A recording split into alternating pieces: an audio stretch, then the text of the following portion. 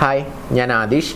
ഇന്നത്തെ വീഡിയോയിലൂടെ നമ്മൾ ഡിസ്കസ് ചെയ്യാനായിട്ട് പോകുന്നത് ചില ആളുകൾ പറയുന്ന ഒരു പരാതിയാണ്. സർ, അവൻക്ക് എന്നോടിപ്പോൾ പണ്ടത്തെ പോലെ താല്പര്യമില്ല, അല്ലെങ്കിൽ അവൾക്ക് എന്നോട് പണ്ടത്തെ പോലെ താല്പര്യമില്ല, അതല്ലാന്നുണ്ടെങ്കിൽ ഇപ്പോൾ പിണക്കത്തിലാണ്, യാതൊരു കാരണവശാലും മിണ്ടാൻ കൂട്ടാക്കുന്നില്ല എന്ന് പറയാറുണ്ട്. ഇങ്ങനെ ഒരു റിലേഷൻഷിപ്പിൽ എന്തെങ്കിലും വലിയ രീതിയിൽ സ്ട്രഗിൾ അനുഭവിക്കുന്ന ആളുകൾക്ക് വേണ്ടിയിട്ട് ആ റിലേഷൻഷിപ്പ് ഹീല് ചെയ്യാൻ വേണ്ടിയിട്ട് അവരോട് സംസാരിക്കാതെ തന്നെ നമുക്ക് ചെയ്യാൻ പറ്റുന്ന ഒരു എനർജി ടെക്നിക്കുണ്ട്. ആ ടെക്നിക്ക് എന്താണ് എന്നുള്ളതാണ് ഇന്ന് നമ്മൾ ചർച്ച ചെയ്യുന്നത്. വളരെ പവർഫുള്ളാണ്, എല്ലാവരും ചെയ്ത് നോക്കുക. എല്ലാവർക്കും എൻ്റെ പുതിയ വീഡിയോയിലോട്ട് സ്വാഗതം. ഈ ടെക്നിക്കിലോട്ട് കടക്കുന്നതിന് മുമ്പ് നമ്മൾ കുറച്ച് കാര്യങ്ങൾ സ്ക്രിപ്റ്റിംഗ് ചെയ്യേണ്ടതുണ്ട്. അതാണ് ഇതിൻ്റെ ഫസ്റ്റ് സ്റ്റെപ്പ് എന്ന് പറയുന്നത്.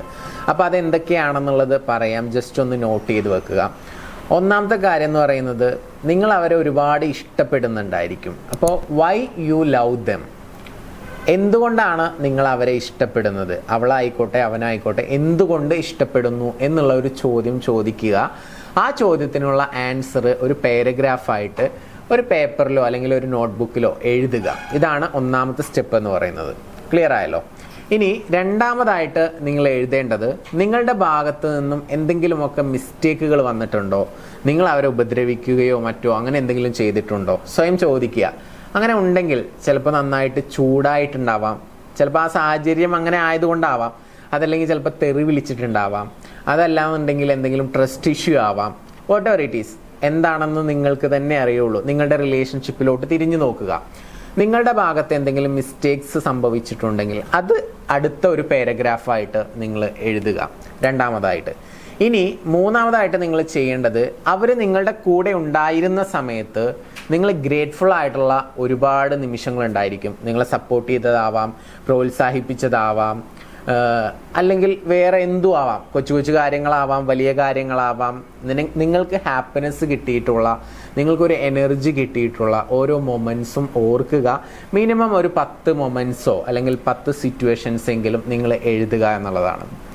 3 കാര്യങ്ങളാണ് റൈറ്റ് ഡൗൺ ചെയ്യേണ്ടത്. ഒന്നാമത്തത് വൈ യു ലവ് ദം, അവരെ എന്തുകൊണ്ട് നിങ്ങൾ സ്നേഹിക്കുന്നു. രണ്ടാമതായിട്ട് നിങ്ങൾ മേക്ക് ചെയ്തിട്ടുള്ള മിസ്റ്റേക്സ് എഴുതുക, രണ്ടാമത്തെ പാരഗ്രാഫ്. മൂന്നാമത്തത് നിങ്ങൾക്ക് അവരോട് ഉള്ള ആ ഒരു കൃതജ്ഞത രേഖപ്പെടുത്തുന്ന ഒരു 10 സെൻറ്റൻസുകൾ എഴുതുക എന്നുള്ളതാണ്. ഓക്കെ, ഇത് ഫസ്റ്റ് സ്റ്റെപ്പാണ് കേട്ടോ. ഇത് കഴിഞ്ഞാൽ കുറച്ച് പ്രോസസ്സുകൾ കൂടിയുണ്ട്. ഇത് ഞാൻ പറഞ്ഞല്ലോ, ഒരു എനർജി റിലേറ്റഡ് ആയിട്ടുള്ള പ്രോസസ്സ് ആയതുകൊണ്ട് തന്നെ കുറച്ച് ടൈം എടുത്ത് ചെയ്യാം. ഈ എഴുതുന്നതൊക്കെ ഒറ്റ ദിവസം ചെയ്താൽ മതി. പക്ഷേ ഇത് കഴിഞ്ഞിട്ടുള്ള പ്രോസസ്സാണ് നമ്മൾ സ്ഥിരമായിട്ട് കുറച്ച് ദിവസം കണ്ടിന്യൂസ് ആയിട്ട് ചെയ്യേണ്ടത്. അപ്പോൾ ഇത് ഒറ്റ ദിവസം മാത്രം ചെയ്താൽ മതി. ഇനി അടുത്ത സ്റ്റെപ്പ് എന്ന് പറയുന്നത് നമ്മുടെ മെയിൻ പ്രോസസ്സാണ്. ഫസ്റ്റ് നിങ്ങൾ കണ്ണടക്കുക. രാത്രി കിടക്കുന്നതിന് തൊട്ട് മുൻപാണ് ചെയ്യേണ്ടത്. ഒരു 10-20 ബ്രീത്ത് എടുക്കുക. ഉദ്ദേശം മനസ്സിനെ കാമാക്കുക എന്നുള്ളത് തന്നെയാണ്. അങ്ങനെ മനസ്സ് കാമായതിന് ശേഷം അടുത്ത സ്റ്റെപ്പിലോട്ട് നമ്മൾ പോവുകയാണ്.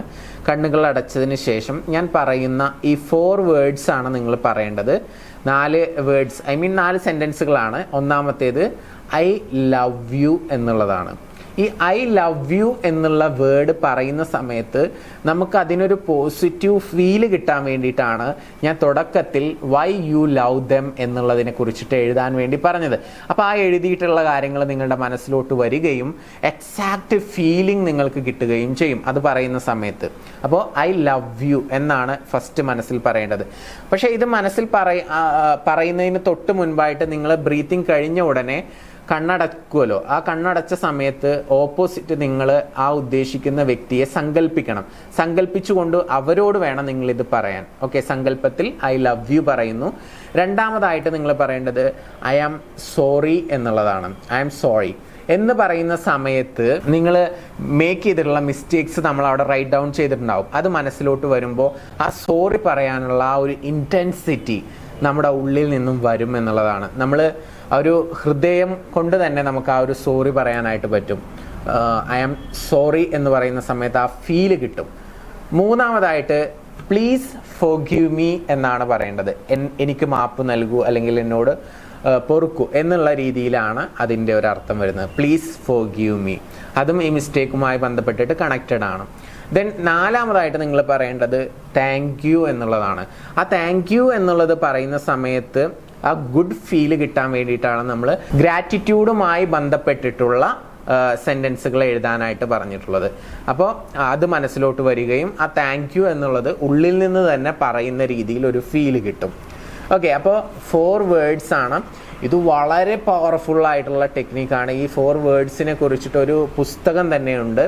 അപ്പോൾ അത്രയും പവർഫുള്ളായിട്ടുള്ള വേർഡ്സുകളാണ്. അതിന് എക്സാക്റ്റ് ഫീലിംഗ് കൊണ്ടുവരാൻ വേണ്ടിയിട്ടാണ് ഫസ്റ്റ് ഒരു സ്ക്രിപ്റ്റിംഗ് ചെയ്യാൻ വേണ്ടി പറഞ്ഞിട്ടുള്ളത്.